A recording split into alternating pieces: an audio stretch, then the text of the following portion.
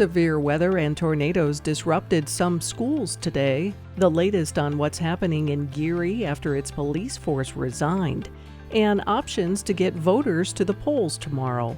This is the KGOU PM News Brief for Monday, November 4th. I'm Deborah Shar.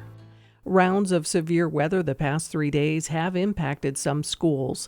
KGOU's Spencer Plato reports on the State Department of Education's efforts to help them recover. The department is asking districts impacted by the severe weather outbreak to reach out for assistance. Several tornadoes Saturday night caused injuries and damage to homes and buildings, including Newcastle Elementary School. Today's rounds of storms sparked more than 100 cancellations and delays.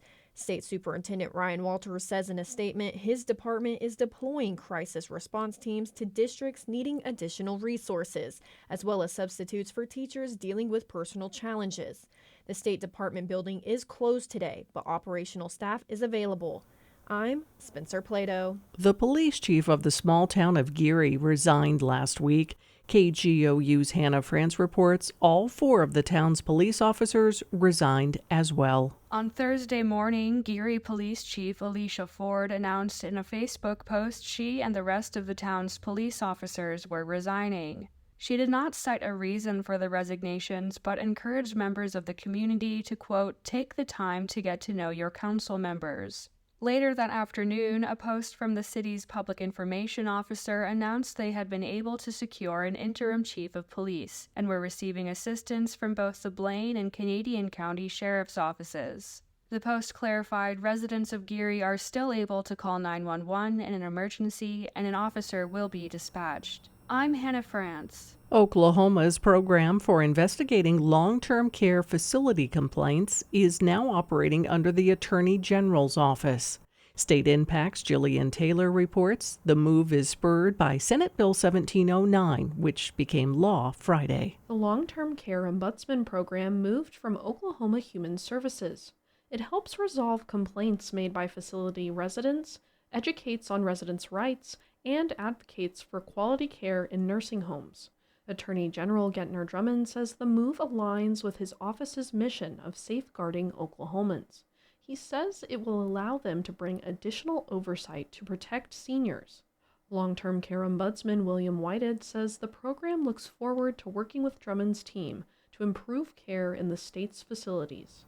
For State Impact, I'm Jillian Taylor. For some voters in tomorrow's general election, transportation to the polls may be a barrier. Oklahoma Public Media Exchange's Abigail Sikowski reports on free transit options for Election Day. In Oklahoma City, Embark has declared Election Day a fare-free day. Its fixed-route bus, Zone 1 ADA paratransit services, Rapid Line, and streetcar will come at no cost Tuesday. Embark's services span all across Oklahoma City, as well as a route in Norman. In Tulsa, MetroLink will offer free rides on Election Day as well. The services without fares will include its fixed-route transit, paratransit, and MicroLink commuter car transit. Transit riders in Tulsa will not need a ticket or sticker to be eligible for free rides. MetroLink offers transit across the city of Tulsa and its surrounding regions. To prepare for Election Day, voters using free transit can plan their rides ahead of time online at embarkok.com or metrolinkok.org. In Oklahoma City, I'm Abigail Sikowski. And a reminder, in Oklahoma, employers must allow their employees who are registered to vote 2 hours to go to the polls. For more information about how this law applies, visit the Oklahoma State Election Board website. You can find more Oklahoma news on our website, kgou.org, and on the KGOU AM NewsBrief podcast. I'm Deborah Shar. No matter what happens in Washington, the NPR Politics Podcast is here for you. For the latest news, insights, and analysis from the election and beyond, listen to the NPR Politics Podcast.